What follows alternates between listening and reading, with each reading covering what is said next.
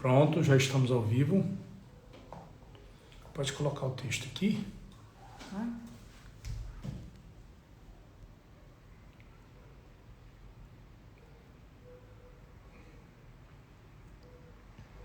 Ok. Ótimo.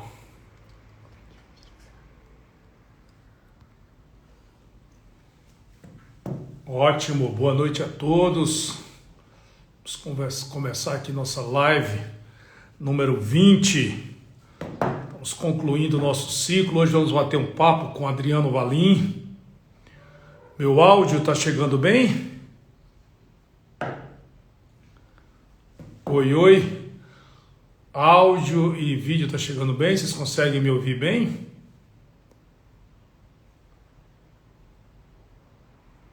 Ótimo, obrigado. Seja bem-vindo, Érico, Arnaldo. Muito bem. Vamos lá.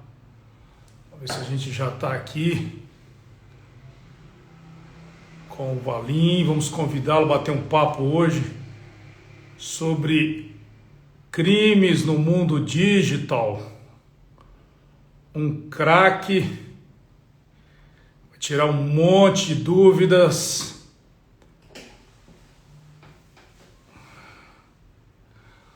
Ok, vamos lá. Já está aqui, já entrou. Maravilha. Vou convidar aqui. Vamos ver se ele atende aí o meu convite. Áudio e vídeo ok. Vamos lá. Oi, oi. Olá, Fala, tudo Adriano, bom? tudo bem? Olha, deixa eu ajeitar aqui, ficou um pouco alto. Vou deixar um pouquinho melhor aqui. Isso. Você está me ouvindo bem? Tô te ouvindo bem. Tá me Também ouvindo estou bem? te ouvindo e te vendo bem. Maravilha. Prazerzaço bater um papo contigo. Primeiro, Valim, obrigado por ter aceito o convite para a gente bater esse papo aí sobre esse assunto, cara, tão interessante. Você não sabe quanta gente me procurou nas redes sociais do nosso grupo, com um monte de pergunta. Então, muito obrigado por ter aceito o convite aí, para a gente bater um papo sobre esse assunto que você domina e que tá muito em voga hoje, né? Sim, hoje com a pandemia tá bombando o assunto de ataque, de cybercrime, o Que pessoal tá loucura, explorando hein? muito, tá tendo Que bastante. loucura, que loucura. Valim, então assim, primeiro, mais uma vez, muito obrigado pela tua disponibilidade da gente bater papo aí durante essa uma hora. Como é que eu abro aqui? Eu estou criando um acervo, tá, Valim, sobre vários assuntos ligados à área de leilão. Obviamente, leilão hoje faz parte do mundo digital. A gente vai explorar também esse aumento absurdo de golpes que aconteceram também na atividade de leilão no Brasil, né, dos leilões digitais. Mas eu sigo um roteiro, tá, para que a gente consiga, a gente está criando um acervo. Esse acervo depois a gente vai utilizar nas redes da Alibras, nas redes dos leiloeiros, para que a gente possa criar um histórico. Então eu vou seguir mais ou menos um roteirinho para a gente abordar sobre todos os pontos principais. Agora, cara, é a vez que a gente recebeu mais perguntas, você acredita? Essa é a minha Opa, 20ª live e foi a vez que a gente recebeu mais perguntas. Então, eu começo fazendo uma apresentação, tá? Tua. Primeiro, cara, currículo extenso pra caramba. Adriano Valim, perito em crimes digitais, especialista em perícia forense, pós-graduado em segurança da informação pelo ITA, professor de pós-graduação no Mackenzie, autor do livro Forense Computacional e Criptografia. Cara, você tem trocentos cursos, legal. pós-graduações fora e no Brasil também. Além disso, você é perito judicial, Tribunal de Justiça de São Paulo, Bahia, Paraná, Distrito Federal, vários tribunais, perito ad hoc da 4ª Delegacia de Crimes Cometidos por Meios Eletrônicos, a DIG-DEIC, aqui de São Paulo, né? Você foi responsável pela coordenadoria forense computacional, Comissão Digital e Compliance da OAB, vastíssima experiência na área, mas eu começo primeiro sabendo o seguinte: como é que você entrou nessa carreira aí? Conta um pouquinho da tua trajetória para que a gente possa situar e te conhecer um pouco. Claro. Bom, eu comecei um pouquinho na área de tecnologia desde garoto, com questão de computação. dando aula de Basic, né? Na verdade, com 16 anos eu estava dando aula de programação para os vizinhos, para os amigos, comecei com isso. E aí esse hobby começou Você era aquele nerd, ir Valim? para a Você era área aquele nerd, profissional não? já. Oi? Você era aquele nerd, não? Eu Um era, eu pouco. era um nerdzinho, eu era um nerd júnior, né? Agora eu sou um nerd velho. E aí começou nessa brincadeira com informática. Depois eu fui ter uma BBS, que é antes de existir internet aqui no Brasil, né? Que a gente usava fax modem para conectar. Era Sim. bem diferente do que a gente tem.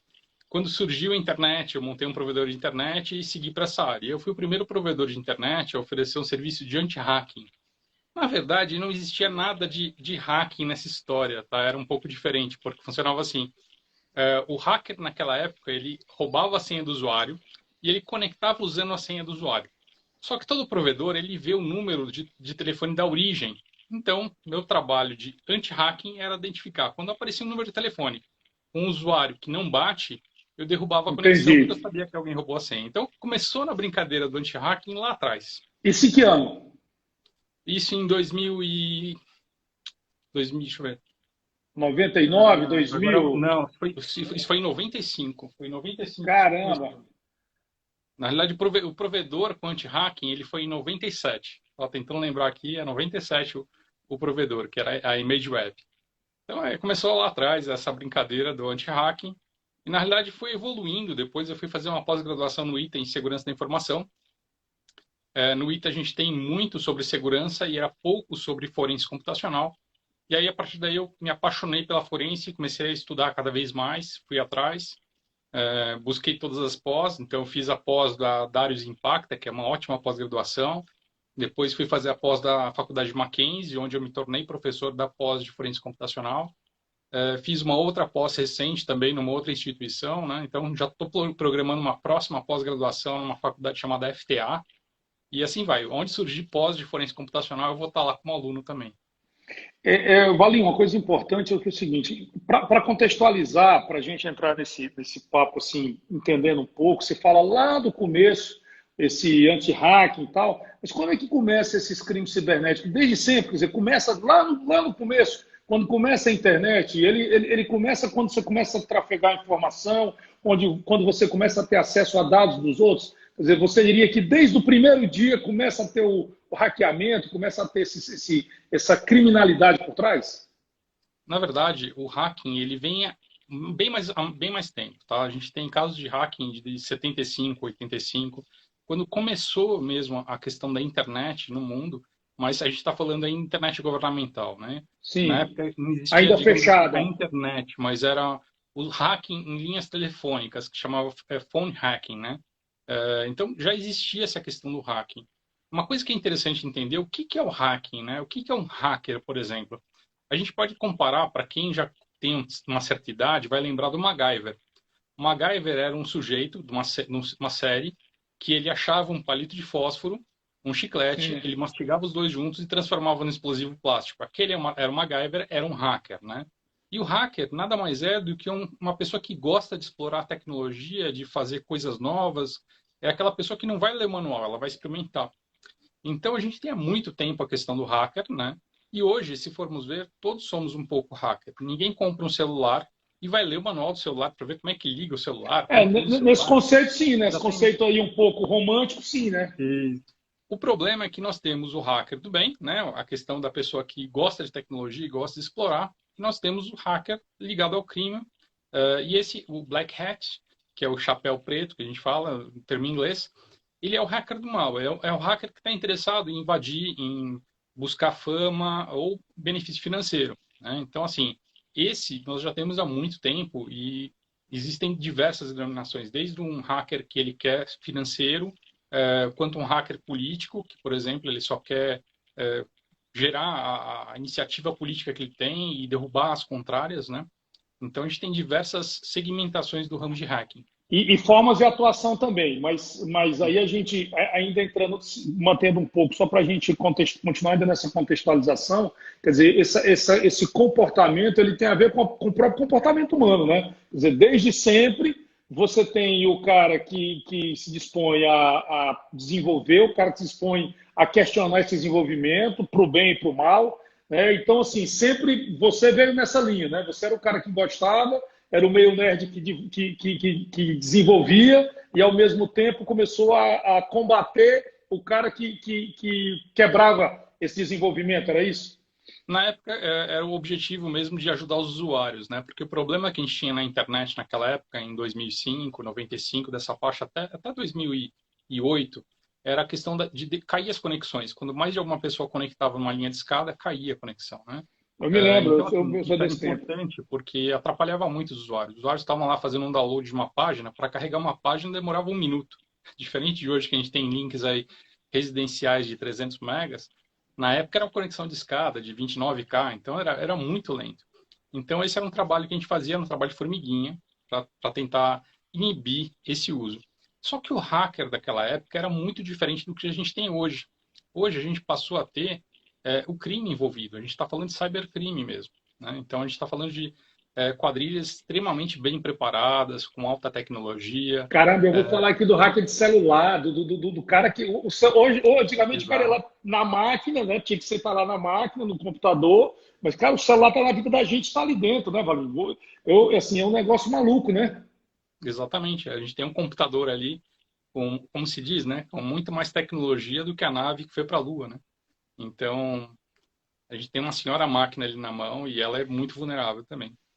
Tá, ainda conhecendo um pouco desse ambiente, como é o Brasil em relação aos outros países do mundo? Assim, é um ambiente mais fértil, acontece mais? O brasileiro é mais. Porque, falando também de cultura, tá? Você pega, por exemplo, o comportamento do europeu, a gente conhece um pouco, é mais restrito, mais conservador, o brasileiro é mais atirado, isso torna mais propício o ambiente para cair em golpe. Quer dizer, Sim, eu estou aqui contextualizando para a gente entender um pouco. O brasileiro é mais, aperta aí, que perder tempo, porque é assim também? exatamente. A gente sempre diz que, na realidade, o problema não é, às vezes, o método que o hacker usa, mas sim o dedo do usuário que é mais rápido do que o cérebro. Né? A gente clica mais rápido do que pensa. Mas vamos pegar essa questão de comparação no mundo, que você fez uma boa pontuação e isso é muito interessante. O brasileiro, diferente do mundo inteiro, ele tem uma característica única, né? Todos os povos têm sua característica, mas o brasileiro é único num aspecto. O brasileiro é muito amigo de todo mundo, né? Eu sempre falo isso. Ele é uma pessoa que, se ele na época que não existia pandemia, né? Você saía do seu trabalho e ia guardar uma mesa, e esperar os colegas. Então, se ela guardava lá, chegava no restaurante, tinha 12 lugares para você. Só que o pessoal começa a demorar, começa a encher o restaurante, começa a chegar gente do lado. De repente chega uma pessoa na mesa do lado e fala: amigo, deixa eu te perguntar, você vai usar essa cadeira aqui? Posso pegar? Não, claro, pode pegar, você não vai ficar com. Imagina, você tem 12 lugares ali, o restaurante cheio. E aí você começa a bater papo com aquele colega que você acabou de conhecer.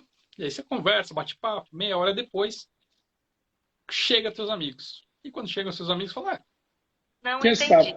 ó o Google aqui, ó o Google querendo participar da conversa aqui, você vê? É, Interrompendo aqui. E aí o que acontece?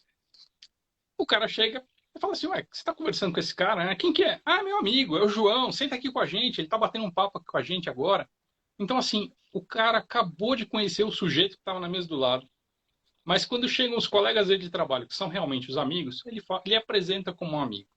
Então, essa característica do brasileiro, achar que todo mundo é amigo, é um problema muito sério. Né? A gente perde um filtro de saber o que é um conhecido, do que é uma pessoa que eu estou conhecendo, né? Do que é e um colega aí, de trabalho, e aí vem o problema. e aí eu me lembrei uma coisa agora. As pessoas não devem te conhecer visualmente, quando eu te conheci há um tempo atrás. Você é um cara que tem muitas matérias, aculturando as pessoas. Mas eu me lembro de uma que depois você me falou, e a gente inclusive assistiu junto, uma que eu não sei se foi para a Record que você fez, que você senta num restaurante, e Sim. aí senta uma mulher com a família, e aí você hackeia o celular dela. Eu queria que você contasse isso aqui, porque assim, é interessante. Ela conecta no Wi-Fi gratuito do restaurante, claro, não vamos falar nomes, acho que nem é relevante, mas que todos nós fazemos isso hoje em dia, cara. Eu faço isso direto com meus filhos. Então, eu me lembro que assim, você sentou com o repórter, salvo engano, você sentou com o repórter e a mulher logou lá. Cara, de repente você levantou, foi na mesa dela e disse: seu nome é esse, sua senha é essa, você mora em tal lugar. Conta essa história aí, porque todos nós, acho que quem está assistindo e vai assistir, vai dizer: caramba, é assim. Como é que foi isso aí? Quem não assistiu depois pode ir no Vale Imperícias, vai ter o link lá para o YouTube, dá para assistir no YouTube, tá? A história foi a seguinte: nós queríamos fazer um teste de como que as pessoas poderiam estar vulneráveis acessando uma rede Wi-Fi gratuita, né? Então, o que nós fizemos? Nós fomos num restaurante e numa padaria. Nós invadimos 40 pessoas na padaria e 40 pessoas no restaurante.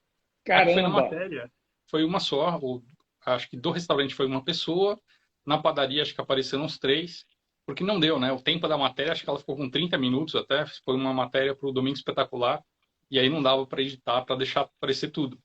Mas como que funciona? O hacker ele pode estar usando um Wi-Fi gratuito, né? Ele pode simular um Wi-Fi gratuito, porque muitas pessoas saem de casa, e a gente está falando de pessoas que têm um poder aquisitivo alto, têm uma conexão ótima, têm plano de dados, mas chega no restaurante e fala, você tem Wi-Fi? Ah, tem, pode Usa. usar. Eu uso. Né? Todo mundo usa, Então a gente estava demonstrando, o primeiro ponto é assim, se você usa um Wi-Fi que você não tem controle, desculpa, se você usa um Wi-Fi que você não tem controle, você não sabe quem está conectado naquela rede. A partir do momento que você está conectado naquela rede, você pode ser interceptado e podem identificar o que você está fazendo. Então, Caramba.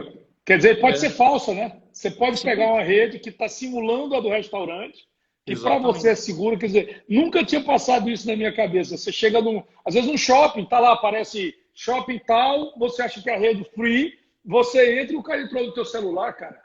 Exatamente. Só que o problema não é você usar uma rede Wi-Fi gratuita. Porque o risco da rede Wi-Fi gratuita, a gente fala, é que você pode ter um cara lá capturando pacotes, ele depois vai descobrir uma série de coisas sobre você. Mas o problema mesmo, que no final da matéria, que apareceu só um trechinho, porque eu enfatizei diversas vezes, mas o editor lá, ele faz aquela história, ele corta um monte de coisa, depois a gente percebe que some um pedaço da vida. Então, no É. final da matéria, aparece lá o seguinte, olha, se você saiu de casa, desligue seu Wi-Fi e não use fora de casa ou fora do escritório. Por quê? Você não precisa conectar numa rede Wi-Fi gratuita para ser hackeado. Basta o seu celular estar com o Wi-Fi ativo, né? Se a gente tiver com o sinalzinho do Wi-Fi, que agora eu botei no modo avião para ninguém atrapalhar. Se eu deixar o Sim. sinal do Wi-Fi ligado, basta deixar ligado como eu deixei agora, eu já posso ser hackeado. Por Enquanto quê? ele está procurando conectar, Exatamente. sério? Você não está na sua casa, você não está no seu trabalho, né? Você está na rua, você está no trânsito. Ou, né, na época que Mas é existia shopping e sacanagem. cinema. Aí é É, sacanagem. Quer dizer, você tá muito vulnerável. A gente está muito vulnerável, cara. exatamente. O celular da gente ele fica perguntando: rede de casa, você está aí? Rede de trabalho, você está aí? Ele fala o nome da rede. E o aparelho do hacker faz o quê? Na hora que ele escuta o nome da rede, ele levanta a mãozinha e fala: oi, eu sou a rede de casa. Qual a senha? E aí o seu celular fornece a senha para ele, ele ignora, não sabe se a senha é ou não é, e conecta. O que vai acontecer é que a gente vai ter, de um lado, o teu telefone conectando num equipamento do hacker, né, e daqui para a internet. Então, assim, tudo que passa aqui nesse meio, ele consegue enxergar. Tudo que você está Caramba! trafegando, ele tem acesso. E a partir do momento que você está conectado nesse tipo de conexão, né, ele também pode fazer um ataque direto no seu celular. Ele pode invadir o seu celular. Então, o risco é esse. Na realidade, se você deixar o Wi-Fi ligado, você pode ser hackeado muito fácil, né? A gente tem que Quer pensar dizer, nisso. quer dizer, Valinha, aqui não estamos falando de duas coisas. Estamos falando do cara que é descuidado, que vai clicando, que tem o dedo mais rápido que a cabeça e tal. E você está dizendo aqui o seguinte: como nós estamos vulneráveis a sermos hackeados? Quer dizer, com o nosso celular, cara, tá tudo aí.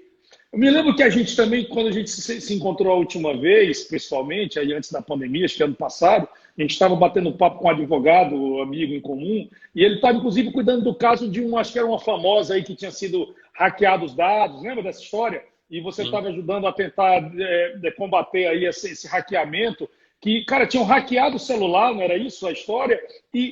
Assim, como a gente está vulnerável, Valinha, a tirarem as coisas que estão no nosso celular, quer dizer, você tem que ter muito cuidado com isso, cara.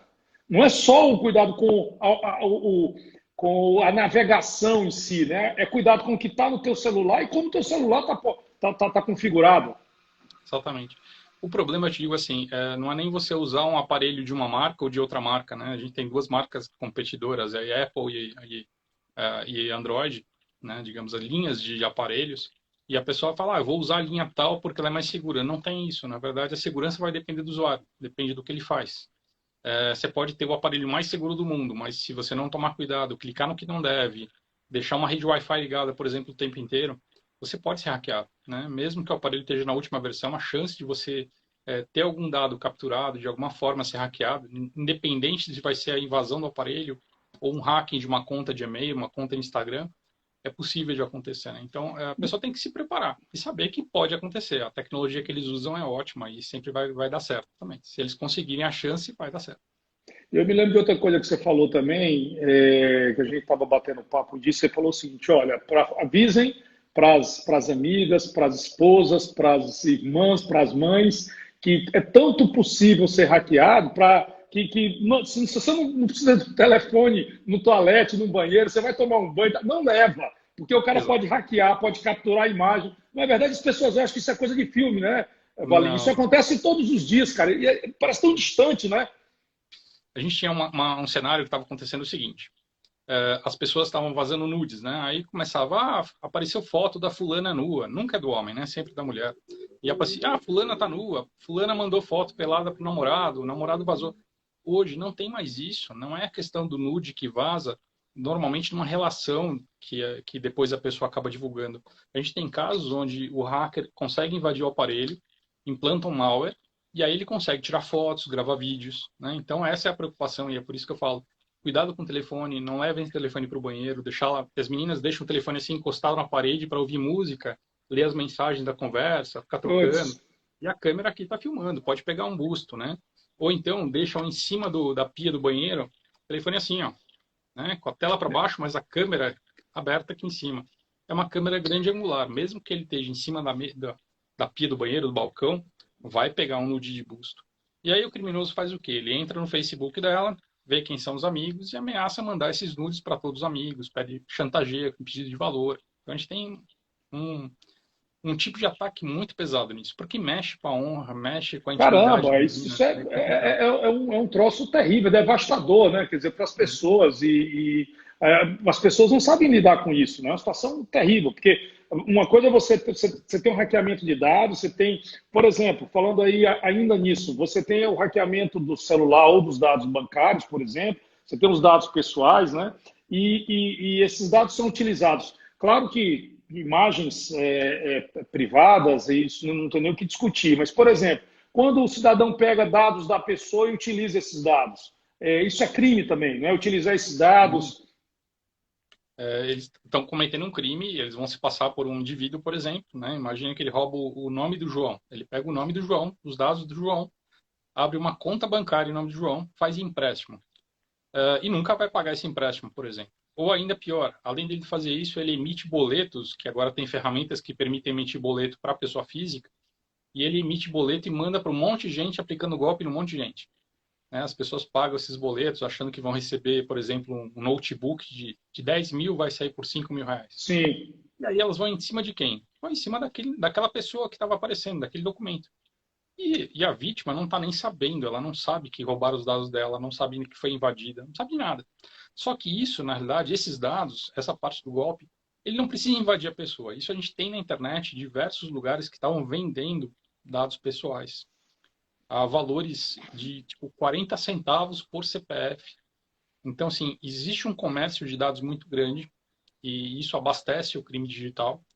Tanto que surgiu a LGPD, que vai dar uma segurada nisso, porque os vazamentos que as empresas tiverem, elas vão responder por isso. Então, a Valim, LGPD segura pegando um bastante. gancho nisso que você falou da LGPD, nós, nos leilões, a gente sofre com roubo de informações, com dados, com venda de placa, com crivo de leilão. É uma confusão que a gente espera. Assim, eu tive na China, eu falei com vários grupos fora do Brasil e isso não existe. Quer dizer, quando você tem alguém vendendo informações, seja de veículos, de pessoas ou de companhias, é criminoso mesmo. Não tem esse negócio de estar vendendo na Hum, rua, é bandido. Quem compra e quem vende. Né? No Brasil, parece que a LGPD começa a caminhar para regular isso. Você acha que é um marco divisor disso? Quer dizer, que essas empresas eram conhecidas como mineradoras. Aqui no Brasil, o cara acha bonito. Não, estou vendendo, não sei de quem comprei, peguei na internet. E aí ficaram no dito exatamente. pelo não dito. Isso é crime, não é?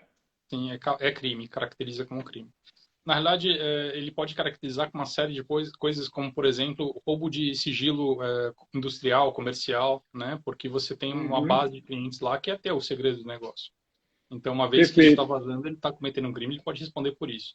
Agora, o problema que a gente tinha é que comércio disso era tão descarado, né? Você coloca lá, mineradora de dados, aí aparece um monte de gente minerando dados, achando que, nossa, eu estou fazendo uma coisa, eu estou inventando meu novo petróleo, tudo isso é o novo petróleo. Não, não Aí é. os caras ganharam dinheiro, muito dinheiro, né? Muita gente ganhou dinheiro com isso, e ganha ainda, né? Ganham dinheiro, só que o problema é que na hora que são pegos, eles têm que indenizar, né? E aí, normalmente, vem o problema, porque quebra. Pessoa física, pessoa jurídica, já tive casos de empresa que eu fiz um procedimento de perícia, foi uma perícia judicial, inclusive. A chance da empresa quebrar é muito grande, porque a indenização que vai ser pedida depois é milionária, né? Não, não Então, tem como fugir disso, não né? dá. Você tenta argumentar, se você pegar informações que não foi te fornecida legalmente, com autorização para isso, não tem jeito, é crime e vai pagar a E- conta. Exatamente. E com a LGPD isso ainda aumenta mais ainda, né? Porque você está pegando dados de alguém que você não tem autorização para ter aquele dado.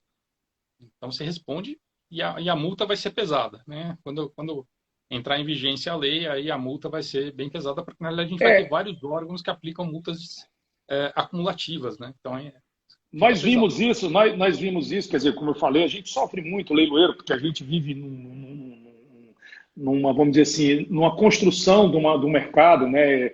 Estamos aí tentando dar transparência, democratizar, tornar acessível o mercado para a população. E eu vou já entrar aqui para não perder, eu quero falar com você sobre site falso de leilão, sobre clonagem, que eu quero ouvir tua opinião, você é o craque nisso. Mas a gente sofreu muito com esse negócio de dado, de crivo, de carro, os caras colocavam informação, tiravam informação. Não, eu consegui o site, o carro, não, eu posso pôr o que eu quiser. Cara, quando a gente pesquisou no mundo, quem mexe com isso é crime. Ninguém compra uma informação sem origem, porque paga a conta, sabe? Na China, quem minera dados, quem rouba dados é bandido assim, é igual traficante de droga.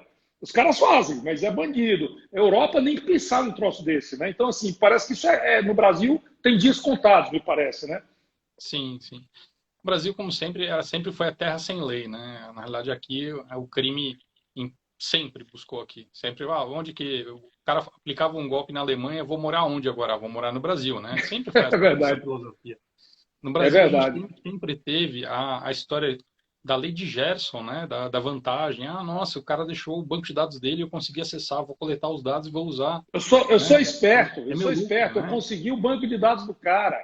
Desculpa, Exatamente. a culpa não é minha, eu estou vendendo É, dados. Foi um cara que conseguiu para mim lá no centro, então não tinha uma exato. responsabilidade. E aqui, a gente via empresas utilizando isso, eu falei, puta, como é que os caras utilizam informação sem origem, né? Como é que pode? Não, e a gente lembra de casos da Santa Efigênia aqui em São Paulo, né, alguns anos atrás, onde era vendido na rua, chegou a passar na mídia, banco de dados da Receita Federal, que vazava também. Então, quer dizer, a gente tem que pensar que a LGPD está entrando, ela vai regular as empresas, vai aplicar multa para as empresas controlarem melhores os dados, né, não compartilharem os dados, mas da mesma forma, ela acaba fortalecendo a questão criminal de identificar de quem está extraindo esses dados e usando dados sem autorização, né? E aí a multa, como eu falei, vai ser bem pesada. E aí, para a gente passar para outro assunto e colocar nós, leiloeiros, de maneira geral, a gente lutou muito contra isso e tal. Hoje a gente tá migrando um pouco o foco.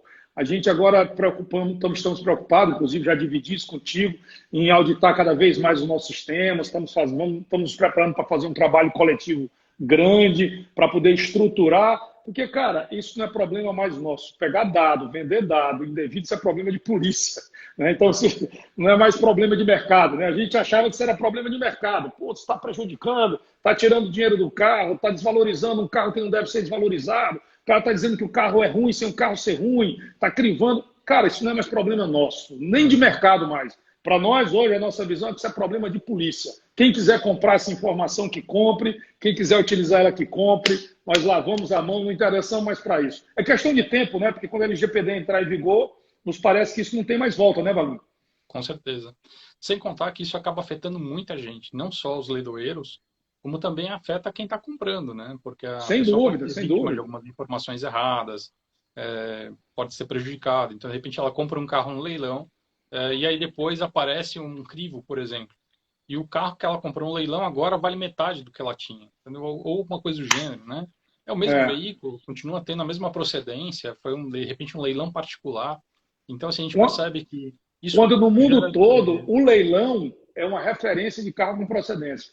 No Brasil, mais uma vez, se inverteu a lógica, né? Mas vamos deixar que eu acho que estamos caminhando bem. Sempre a É. gente olha com otimismo para o futuro. Eu quero falar com você agora, cara, sobre sites falsos. Você Vamos lá. é campeão, cara, e a gente está assim. Valim, você sabe que nós temos a Libras, né? Criamos a associação alguns anos atrás e criamos a associação com o intuito de começar a dar informações precisas, a melhorar a atividade, a culturar a sociedade. Mas, cara, de repente nós fomos literalmente pegos de surpresa com a história da pandemia, né? Com o nascimento de uma verdadeira indústria de sites falsos de leilão. Na verdade, nem são sites falsos de leilão. São sites que simulam leilão, porque não tem leilão, é impressionante, não tem leilão. Você entra lá, vê lá. É, é, isso já aconteceu no passado com o banco. Né? Lembra quando chegava lá os e-mails, clique aqui, atualize sua senha, os caras entravam na página dos bancos lá, igualzinho, do Banco do Brasil, da Caixa Econômica, igualzinho, punha os dados e quando via tinha a conta hackeada e tal. Isso aconteceu com cartão de crédito e está acontecendo com leilão. Queria ouvir do Valim agora. Isso é cíclico, cara. Isso é porque faz parte do momento. Os crimes se reinventam ou é uma novidade que a gente vai ter que aprender a lidar com ela? Na realidade, o que acontece? Esse tipo de crime, ele é um crime por oportunidade. Enquanto eles não descobriam que existia um grande mercado para leilão, né, que as pessoas são interessadas em comprar veículos de leilão por ter um carro, como você falou, com procedência, documentação tudo regularizado, tudo certinho, você consegue ter uma segurança e pagar um preço ótimo por isso, eles não aplicavam golpe, eles não criavam site. Mas na hora que eles perceberam que as pessoas, o consumidor usa porque é uma vantagem para o consumidor, eles viram a oportunidade de fazer. Então a gente tem esse tipo de golpe só para a gente pegar o cenário, tá? Então a gente tem casos, por exemplo, de grandes magazines. Então vamos pegar um exemplo recente, Magazine Luiza. Tá? Criaram uma cópia idêntica, clonaram o site da Magazine Luiza Sério, eu não e fizeram sabia uma disso. promoção. Fizeram uma promoção. Tá até no meu YouTube, eu fiz lá um videozinho mostrando o site clonado, tá? Então, assim, você olha o site, era uma promoção do iPhone, que era um modelo 11, se eu não me engano, Caramba! e estava saindo por R$ 2.500. O aparelho de R$ 7.000 saía por R$ 2.500. E no e-mail chegava assim: você foi premiado com essa promoção. Essa promoção é válida somente para os usuários que receberam este e-mail. Se você encaminhar para outra Caramba! pessoa, ela não vai ter validade. Só que, lembra da história do brasileiro gostar de ter amigos, né? Amigos de todo mundo? O brasileiro também gosta de aparecer e mostrar para os amigos que ele conheceu e ele descobriu uma novidade. Então, o que ele faz? Ele clica no e-mail e vai abrir o site, no caso, era da loja, Do falso Magazine do Luiza. falso Magazine Luiza, ia falar Americanas já. Então, ele abriu o Magazine Luiza e mostra lá o iPhone de 11 mil por R$ 2.500. Cara, que oportunidade! Peraí, deixa eu fazer um teste. Abre uma outra janela, copia o link, cola, apareceu de novo lá. Vou E mandar para o meu agora, amigo, se parceiro. você entrar no site, se você pesquisar, você vai ver o preço normal. E aí o cara começa a clicar no site do Magazine Luiza, ele chega realmente no iPhone de 11 mil. Ele falou, cadê a promoção? Perdi a promoção. O cara já entra em desespero. Aí ele volta no e-mail, clica no e-mail, abre de novo 2.500. Ele, então peraí, eu vou comprar aqui, mas antes de eu comprar, deixa eu avisar meus amigos também. Aí ele dispara para todos os amigos no WhatsApp, Facebook, no Instagram, por todo mundo, para comprar nesse site, tá? Só que o que acontece? O site realmente ele cria uma página, duas páginas que tem o conteúdo, cópia do que seria o site oficial, e todos os outros botões do site falso ele direciona para o site verdadeiro. Então, na hora que a pessoa começa a navegar, ela perde a promoção e ela entra em desespero. Caramba, É Valinho, não com esse sabia nível disso. de tentar fazer a pessoa se sentir desesperada. E aí a pessoa volta no link do e-mail e acaba clicando e comprando, né? Então, Isso assim, foi quando? Isso foi agora, recente? tem 2 meses, 3 meses, né? Foi já na época da pandemia. Então, assim, esse é um exemplo. No caso dos sites falsos de leilão, a gente tem um cenário bem diferente. Ele não faz uma cópia do seu site ou de qualquer site de leilão. Ele cria um site diferente para que as pessoas cliquem lá e comprem. E aí, praticamente, é um e-commerce. A pessoa olha o carro que ela quer e ela vai comprar aquele carro. Ela não Com vai um preço participar do excepcional, leilão, ela não participa do leilão, não tem. exatamente. Não tem acompanhamento, não tem nada. Apesar que nada impede que os caras inventem uma técnica para simular um leilão. Então, assim, é importante que a pessoa entenda que, eu estou vendo o leilão acontecer, eu estou dando lance, mas calma, pode ser que não seja um site verdadeiro. Né? Tem que fazer uma análise e não sair pagando, não sair no desespero, porque senão a pessoa vai perder. Esse caso do Magazine Luiza deve ter tido milhares de vítimas. Sim, muitas pessoas caíram. Né? Cara, é Quando eu lamentável. encontrei o site, eu informei o Magazine Luiza, né? Então, aí foi fácil. Aí eles vão lá e tomam a providência para fazer a retirada do site do ar.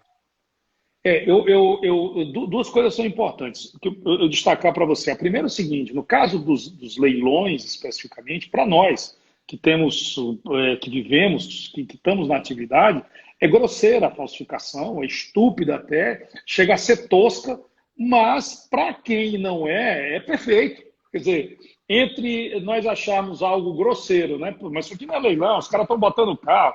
Na hora que você olha, você fala é falso, é falso, é falso, é falso.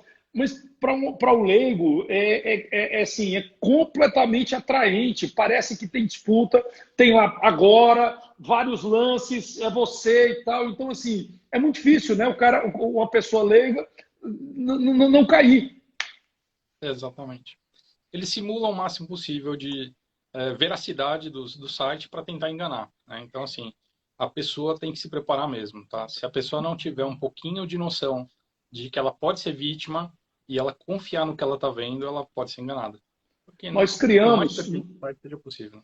nós criamos criamos um site chamado leilãoseguro.org que se propôs a registrar os sites falsos, aqueles comprovadamente falsos. Então a gente pôs uma lista lá. Você viu, você conhece? Nós já temos Eu vi o lá site. 990 mil sites falsos, né? Comprovadamente falsos.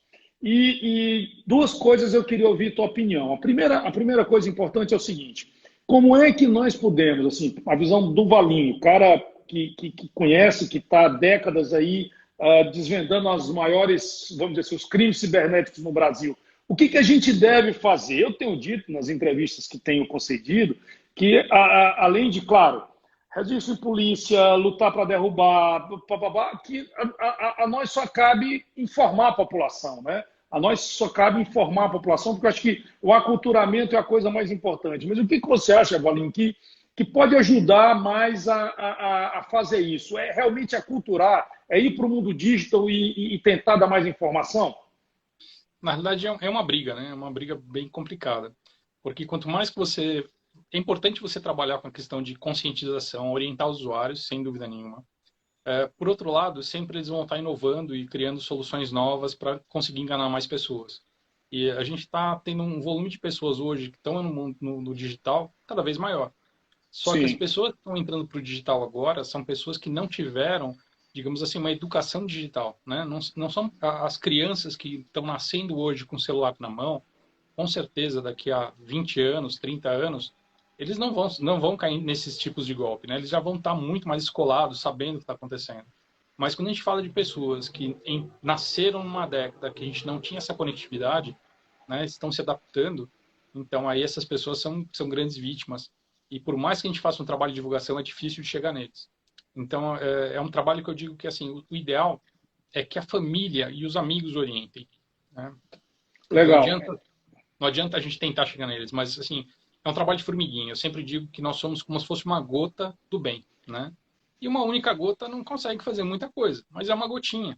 Só que o mar é cheio de muitas delas, né? Então, assim, se você conhece uma coisa, descobre uma informação que pode te ajudar a evitar ter um problema, e você informa os amigos como eles vão ficar seguros, e a gente tem uma pessoa visa 10, que avisam mais 10, e a gente tem uma progressão geométrica, a gente vai ter um volume de pessoas mais conscientes, mais preparadas. Você falou uma coisa que é o seguinte, Vicente, isso está acontecendo também porque mais pessoas descobriram o leilão e a gente olha o copo meio cheio.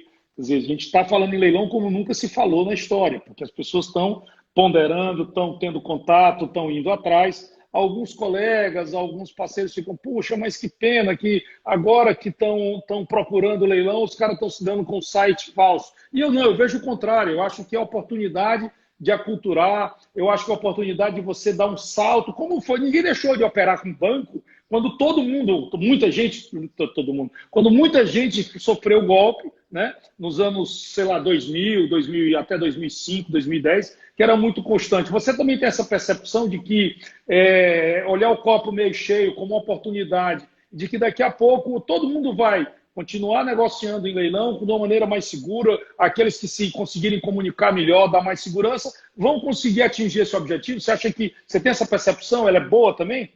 Sim, na realidade o que eu imagino que vai acontecer, se já não estiver acontecendo, é o mesmo que aconteceu com a questão de investigação de crimes bancários, né? Quando a gente tinha casos que começaram na internet, os golpes de internet banking, as investigações eram pequenas, era difícil de se investigar, não se conseguia avançar muito. E aí, com a quantidade de crime, todas as forças policiais foram se preparando cada vez mais, relacionamentos com o Interpol, com diversas organizações, até mesmo quando eles usam proxy para se manter oculto, acaba se localizando o indivíduo, né? Então, a gente tem que considerar que, no mesmo cenário que para bancos foi criada força-tarefa e grupos especializados em investigação em crimes para a parte financeira, a questão de leilões está cada vez maior, né? A gente tem muita gente procurando leilão e está afetando muita gente. Então, a gente está falando de uma vítima, 10 vítimas. Eu vi um dado 50 mil, eu vi um dado mais de 50 mil vítimas. Então, assim, cara, precisa tomar uma providência, né? E aí tem, assim, nós temos lutado para derrubar sites no Brasil que usam .org, eles copiam. Cara, os caras são criativos pra cacete, é um negócio de doido, eu nunca vi aquilo na minha vida. E ainda, para a gente poder passar, porque eu não quero, tenho mais alguns temas, cara, você não imagina quantas perguntas chegaram aqui, eu estou tentando pôr elas na mesa para que a gente não perca, explorar um pouquinho de cada coisa.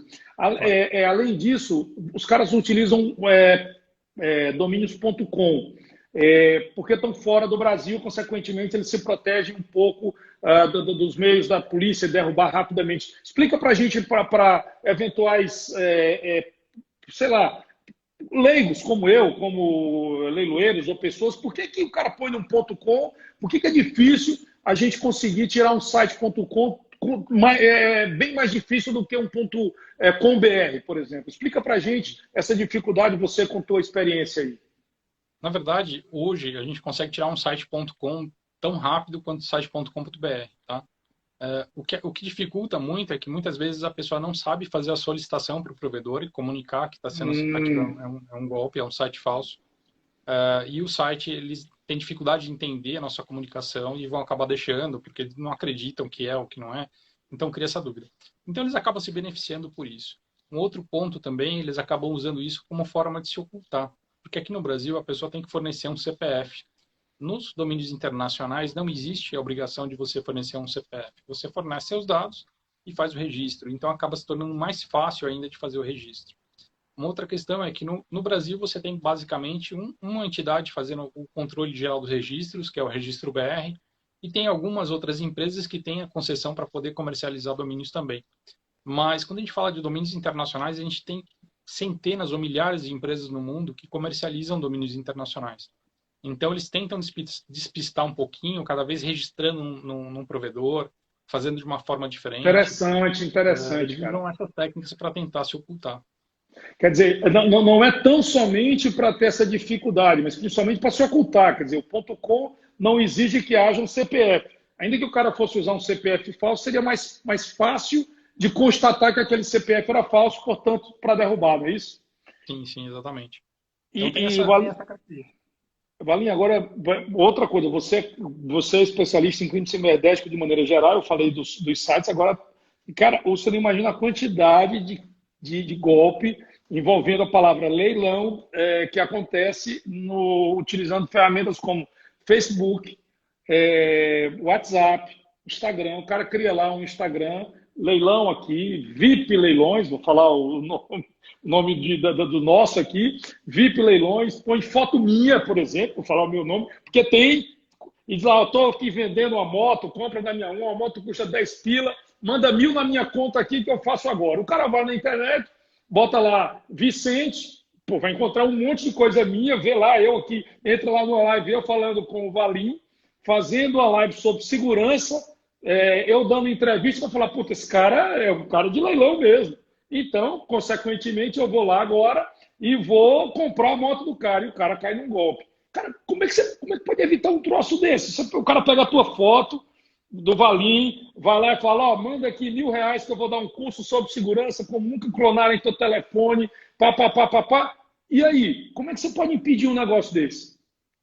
Então, a própria pessoa, ela não consegue impedir que usem a imagem dela, nada impede, não tem, a gente tem imagens aí de entrevista, ou fotos que a gente publica na rede social, um criminoso digital, ele pode pegar essas imagens e usar. Então, nós não temos como impedir isso, a não ser que não tiramos foto, não vamos colocar foto na rede social, não vamos mais dar Não entrevista tem em como, lugar. as pessoas põem da A gente gente. usa um telefone daquele tipo PT-550, que nem câmera É, tem, é a única forma, né? Então a gente tem que pensar assim, a vítima que perde a imagem, ela não tem muito controle do que fazer. Todo o controle de ser ou não ser vítima do golpe está na mão de quem vai comprar. Então, se a pessoa ela acha que ela vai ganhar uma vantagem, porque sempre eles vão buscar o seguinte, eles querem pessoas que querem ganhar vantagem.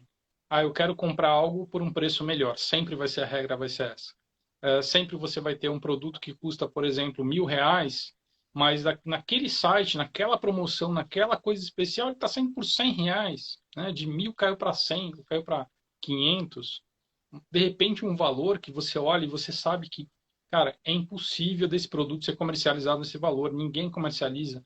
O preço está mais barato do que o comerciante vai comprar. Mesmo assim, a pessoa vai lá, clica e compra.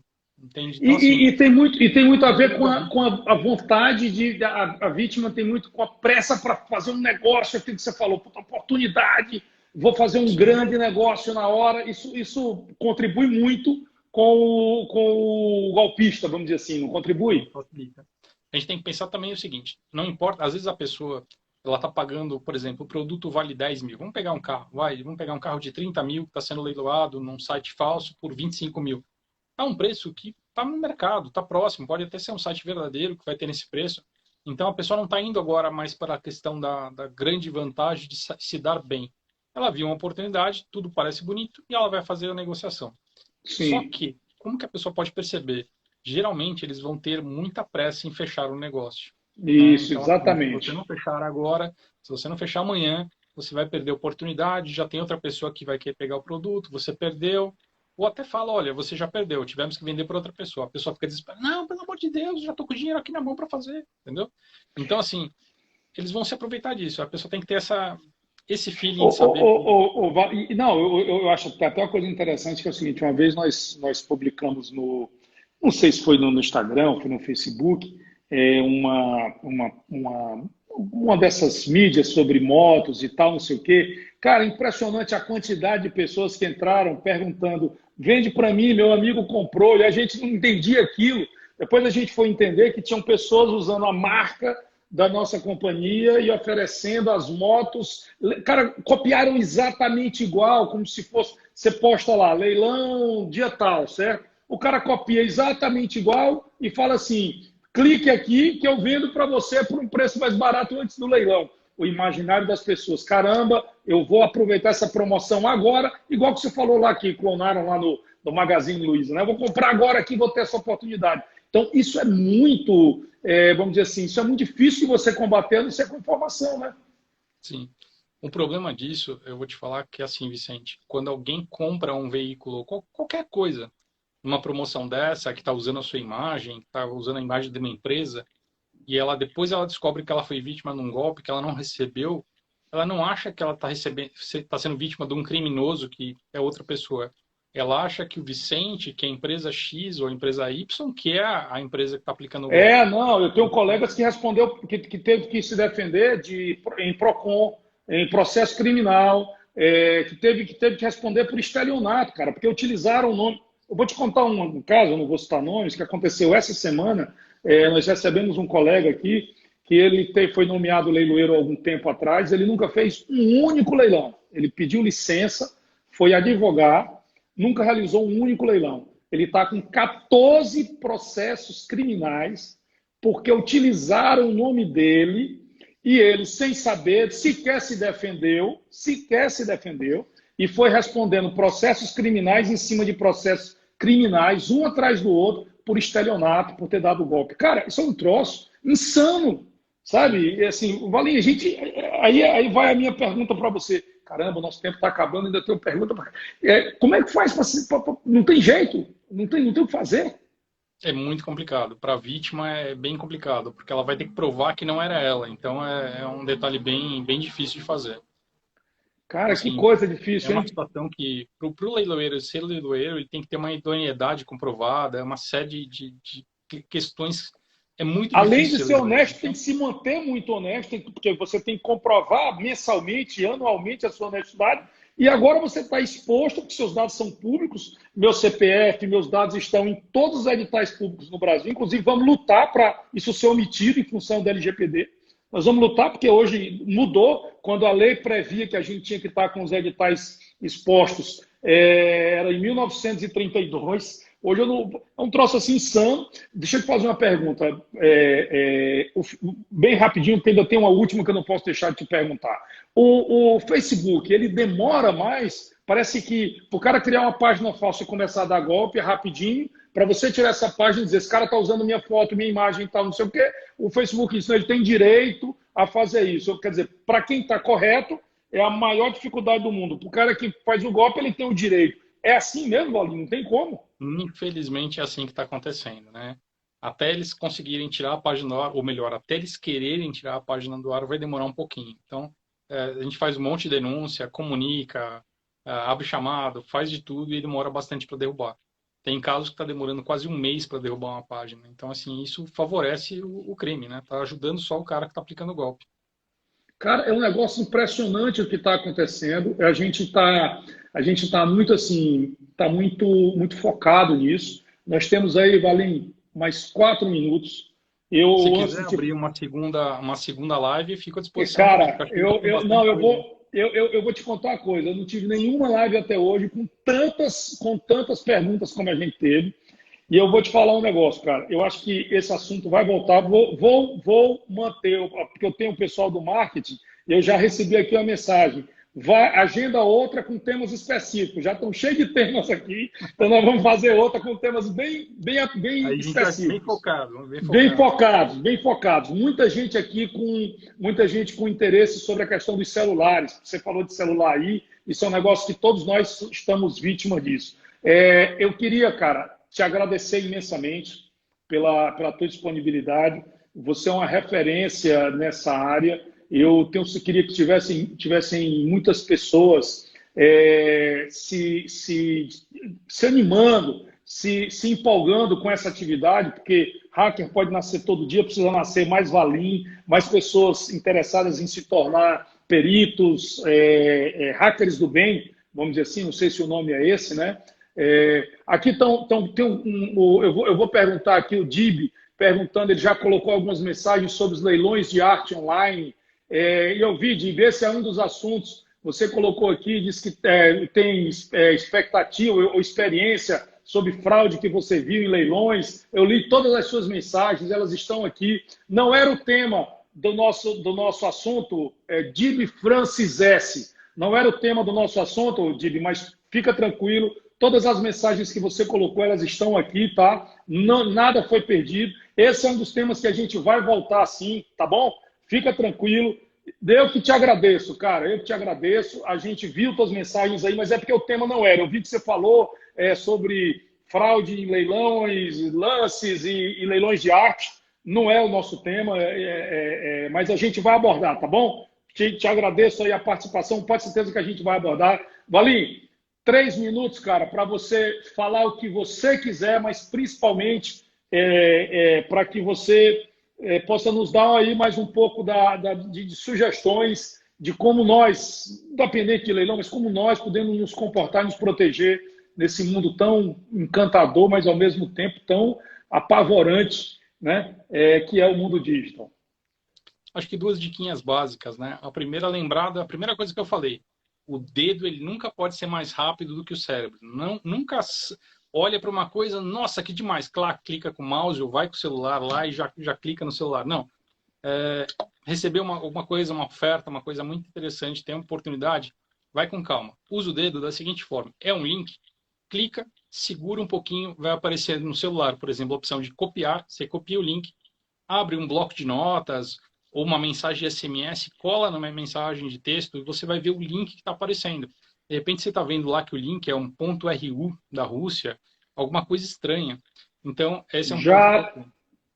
Tá? Legal, legal. Uma outra coisa legal é assim, surgiram domínios agora que é .app.br. Então a gente tem casos de domínio, por exemplo, auxilioemergencial.app.br, Caixa Econômica app.br. É importante saber que esses links não são links oficiais, podem ser de uma pessoa física. Um exemplo existe um link que é o FGTS app.br e ele está em nome de uma pessoa física. Ele não é um golpista, é uma pessoa física que viu a oportunidade e comprou, mas a gente tem outros casos que estão sendo usados por golpe. Então tem que tomar cuidado. E acho que uma terceira e última, lembrar da história da gotinha. Né? Nós somos uma única gota querendo fazer o bem, mas o mar é cheio de muitas delas, né? Formado por muitas delas. Então, quanto mais pessoas do bem, quanto mais pessoas querendo se ajudar, melhor vai ser a situação.